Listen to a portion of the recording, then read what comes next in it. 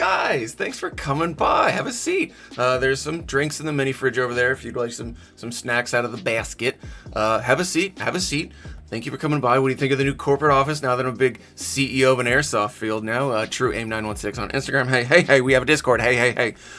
Pulling up your team profile, and oh wow, it looks like you're about as basic as vanilla without sprinkles. Okay, we can work on this. It says here that you haven't even placed in the top 5 or top 10 of a local level, field level tournament. Okay, we can work on that. Oh, you haven't competed. Oh, and sweetheart, you're not a team, you're a club. So I don't know. We want to keep going with this, or okay, we'll keep going. It's weird that you call yourself a team. You don't practice. You don't try to get better. You don't really compete. That's what teams do, right? Like you could be a club. That's fine. Clubs do all kinds of fun social things. That's great. But for me, teams compete. Teams get better. Teams don't just wreck rentals on weekends and casual play. But that's what we can talk about all this. This is why you paid me for the consulting fee. So have a seat and enjoy the juice boxes and the pretzels, you infants. It says here that several of your members did not fully understand the rules for the last tournament they were in. Sweetheart, who's your team captain? You don't have one. Oh, okay. Well, that's one of the problems right there, is someone has to make sure that every competing member has a clear working knowledge and understanding of the tournament's rules. Otherwise, you're going to screw up. Okay, what do you got for gear? Let me see your gear. Bro, you putting magazines in your pockets? You rocked a tournament with magazines in your pockets. Why don't you have like a belt or some sort of effective chest rig? You don't have the money? It's a $400 AEG. What do you mean you don't have money? Bro, you're rocking a Polar Star with a jack and is that a new regulator? You don't have the money for a chest rig or a belt? Okay. So there's all right, we're just going to move on past that. Okay, we're going to get past the gear. We're going to get past materialism. Let's focus on you. One thing you guys are definitely going to want to do, and this is going to sound crazy because it really doesn't have anything to do with like necessarily the tournament itself, but you're going to want to understand the venue layout as far as where you can park and where you can set up. You're going to want to park as close as possible to the venue, because what's going to happen is all these little small things. You have to run back to your car because you forgot magazines, or you don't know where the parking is, or you got mad because you couldn't find parking, or you got like the worst table in the very back of the arena or the field or wherever you're at. All of those little things are going to add stress. So you're pissed off before the whistle even blows. So you're not starting the competition with a clear mind. You have to do everything you can to try and start this competition with a clear mind. Alleviate all surrounding stressors, any problems you could have. You have to anticipate all these things, but that requires you to plan ahead. And I know for most of you dipstick airsofters, you don't even prep magazines until the morning of the event. Grow up. You want to be a team? You want to compete? It's time to do big boy things now. I'm not seeing anywhere in here that says anything about practice. Oh, you didn't practice. You just showed up. Oh, my guy, you got your hand up. What's up? Oh, you played a lot before the tournament. What'd you play? Capture the flag team deathmatch. Okay, well, this is a speed format tournament, so I don't know why you think going to rec play on regular weekends is tournament preparation. I don't know. Why? It's stupid. They don't correlate. One does not make you necessarily predominantly better at the other, as opposed to direct practice for the specific event you're going to. When you practice, you need to have the full body of your team. If let's say you've got a 9-player roster for the whole team, you need all 9 guys there. Everyone needs to show up to these practices. Now, this is going to sound crazy. You might have to stop going to regular Saturday, Sunday play. It's not going to make you better. Unless that's what the tournament format, unless the tournament is how many birthday rentals can I shoot in the face in a 10 to 15 minute period. If that's the tournament you're prepping for, sweetheart, you don't even gotta listen to me. I don't even know why you're watching the video. The reason I say you may have to stop playing recreational stuff is because you may need to save that money or those field fees and focus them to a private session on that field. I am assuming if you are playing at a tournament, hopefully that field has the ability for you to practice on that tournament space or a similar layout as a private event. Usually it might be about $150 to anywhere to $300 depending on the field for X amount of hours. But if you have your full team there, hopefully you can kind of water down those individual costs. Here's another thing to think about. You need training partners, dudes outside of your own team. What happens is because you're a team and you know everyone's moves, you're not really training for anything else other than to beat your own teammates. So you need to bring in other players that play differently and really kind of spice things up a bit. Otherwise, you're just going to kind of plateau against each other, which is, one thing or the other.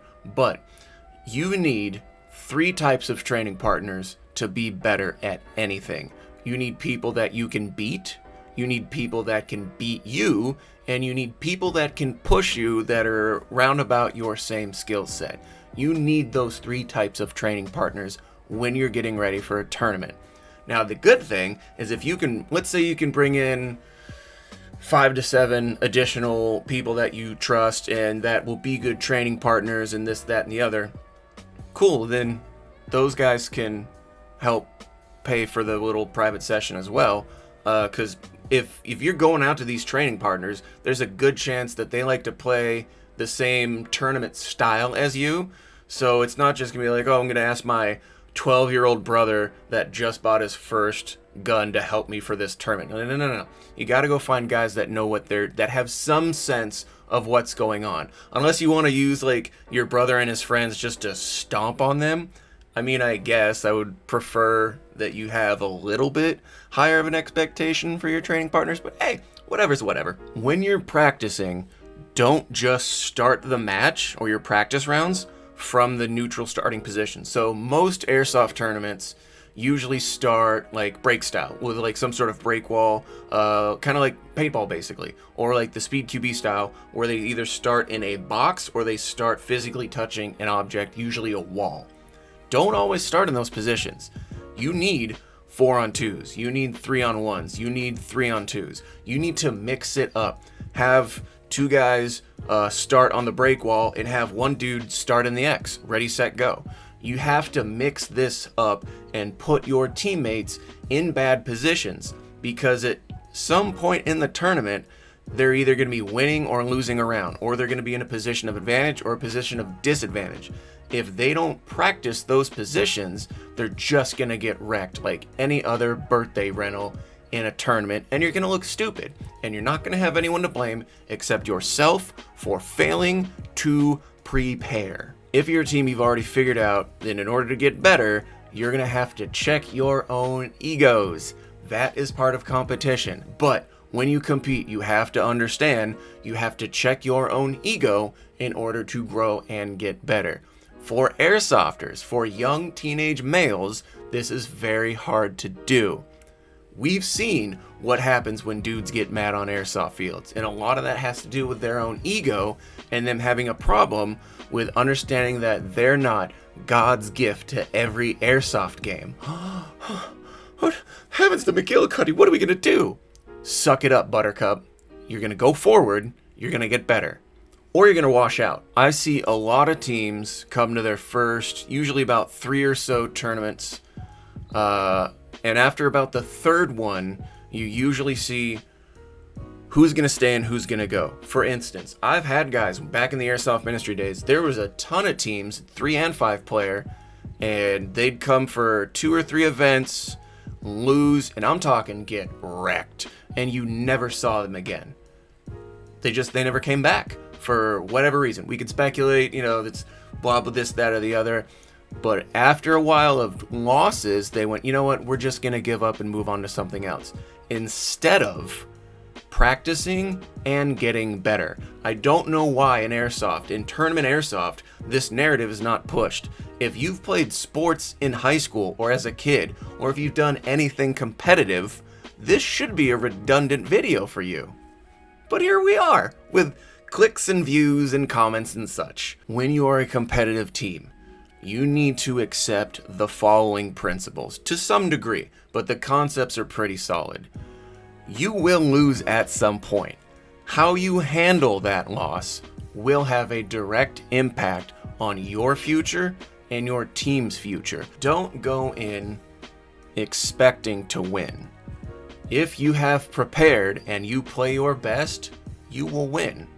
But if you start getting so focused on just the victory, you're going to stress yourself out, you're going to lose sight of your technique, you're going to forget your plays, you're going to forget your call-outs, you're going to get mad, you're going to get emotional, and you're going to lose. And again, refer to the first point. Nothing you do is a secret. There are no secret techniques. There's no dim mock of competitive Airsoft. It's pretty standard on most formats. It's just a matter of who can play the technique better. You will be filmed. You will be studied by your opponents. Everyone's going to take pictures and videos of what you do. So don't just be like, oh, no, we're not going to do any film. We don't want people to see our plays, blah, blah, blah. Yeah, that's not real, kids. You're either good or you're not. This is kind of 50-50 with some kids. Hear me out. Don't complain. If you see someone cheat, you notify the ref, and whatever happens after that happens.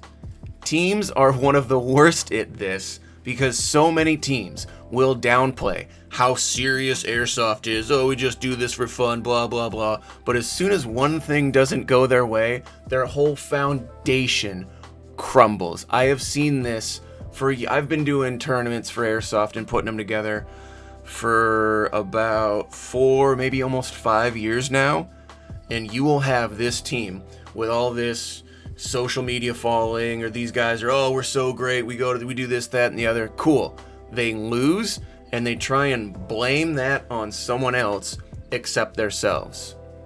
However you want to handle that is however you want to handle that. I will caveat with saying disrespect is different. So let's say you are trying to dispute a call with a ref, and in that conversation that ref told you to go F off and get the F over there and blah blah blah blah blah, and it turned away from this discussion about the call or a lack of a call, and now it's this personal thing of disrespect with vulgarities and profanities and angers and negativity. No, what are we doing?